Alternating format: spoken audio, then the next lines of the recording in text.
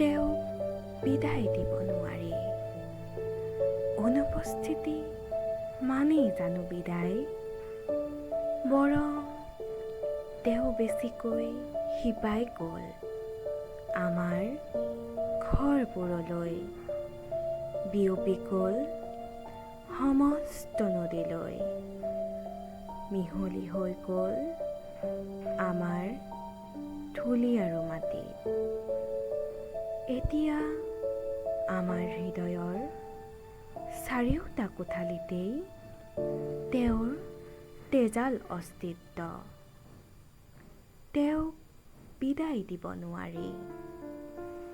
তেওঁ এক ৰক্তিম উত্তাপৰ দৰে আমাৰ তেজত বৈ আছে। আজি তেওঁ সত্তাৰ পিছত সত্তালৈ বিয়পি গৈছে। নিজৰ শৰীৰ এৰি তেওঁ আজি আমাৰ হৃদয়ৰ স্থায়ী বাসিন্দা হৈছে।